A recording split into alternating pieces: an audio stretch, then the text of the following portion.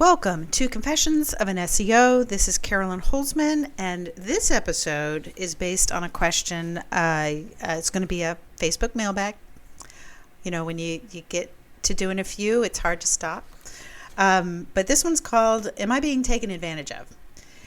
And I do hope you're enjoying the series of situational episodes, where we talk about from the viewpoint of the business owner and then the SEO. I realize they're getting a little closer to the 15-minute mark, and if I try to cut them down, I feel like, I don't cover everything I want to say. So if push comes to shove, I might actually, one week do it from the business owner's viewpoint and kind of give a little foreshadowing on the SEO, and then kind of the reverse. The next week would be for the SEO with a little recap from the business. So anyway, we'll see how it goes. This week's question, and I'll go ahead and just read the whole thing. Hi, I'm new to the concept of SEO. I have a really small niche, insert specialty law type here, and I've engaged a company to work on the SEO. I have a keyword list, and I'm wondering if someone could take a look at it to see if it's good or to see if I'm being taken advantage of. This is the part of the discussion where I pretend to talk to the attorney in this example. All right, I don't even need to see the list. I'm going to guess that you are expert enough in your field that you could take a look at that list and confirm if you do indeed work with people who might Google using those words as a way to search for somebody who does what you do, even if they aren't a lawyer.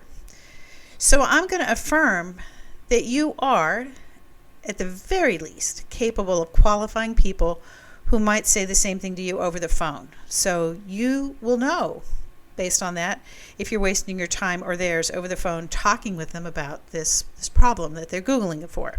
Now, I suspect the reason you're asking this question, and I think it's common because we all ask this in various forms. You're asking, I think, is this the easy button to getting more business for my firm? And I have news for you. There is no easy button. If you are in a very narrow legal niche, I hope you work in a big city, because depending on how narrow it is and how many of you there are, or people like you there are, the search volume is probably going to be very small numbers. Conversely, meaning the more precise those search phrases and the words are to what you do, the lower the volume, and the less precise that they are to what you do, the higher volume. So you should now be thinking funnel, top of the funnel, bottom of the funnel. Now the bottom is where the transactions occur, whatever that looks like. If that's the make the appointment, give the call, get the retainer's fee. The top is where the conversation starts. And the middle can often be the sweet spot. So here's what your job is. Pick, choose. You have to let your SEO know what your preference is. They are part of your marketing, but this part is really up to you, because it's up to you how you spend your days, who you want to be talking to. How could a list possibly take advantage of you? I expect this may also be more of an economic issue. Your practice might be starting out, which I interpret as your runway might be shorter. And here's what I recommend. Get your site. The content on the page has to be optimized for the search. Don't try and do this on your own. I assume that you are most interested in business coming in from your local community. So you want to make sure we call them GMBs. Those are Google My Business listings. You want to make sure that is set up and published. And that's going to take some work, and you need to pay for that. Then I would advise that you not rely solely on SEO to bring in business. I'd advertise and schmooze. Advertise with some kind of giveaway, something that would be a high value to your clientele. Get them on a list where you can reach out to them on your schedule. Schmooze other attorneys or perhaps health professionals that might be good sources of referrals. Based on your specialty, I'm sure you have an idea on other types of professionals that might cross over into your specialty. So now I'm going to talk on the SEO side.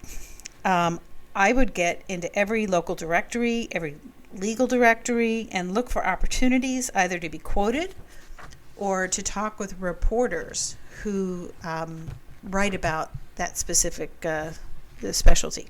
So now I'm going to talk to the poor soul who said they would help you. You've probably done a good job of scraping all your tools to get at least a reasonable length of a list of search terms, all right, that might represent the most probable ideal prospect based on what you know right now. Now, what you probably haven't done is to properly inform your client of how you found those terms, why you're suggesting them, and asking her if she's in agreement with these in the way of search targets, right? These are probably searches that would indicate that the people that she's looking to get are out there, and these are the terms that they're using to find what she does. That being said, so you need to let her know how you plan to target those searches. Okay, that's going to be the big thing. Is you want to connect the dots between these phrases and her content. There better be some good content on that site. I assume this is going to be a competitive project, even though narrow, right? So it just means that there may be more legal professionals out there that are looking for the same targets. I would say at some point you'll probably be building backlinks, and you'll definitely want to prepare your client for how the measure of the work will become far more involved and expensive when you start to more fully take on and fight for position between the search results. This cannot be a discount or bargain basement per hour gig. You're not her employee. You are a search professional, and this is what you do. You may need to consistently be the one to remind your client that SEO is a long-term game. It's a long play.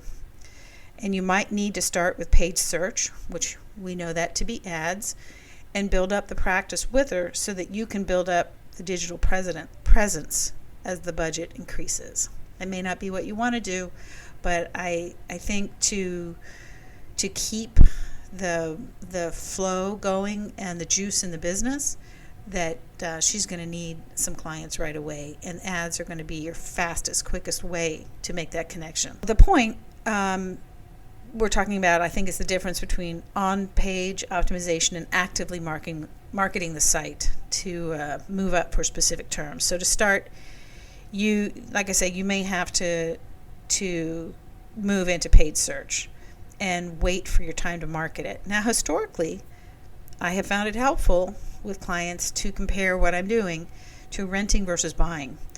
Paid ads will rent you a spot on page 1 today if necessary.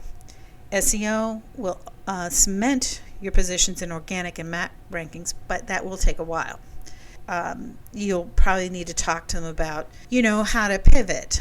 Start with ads and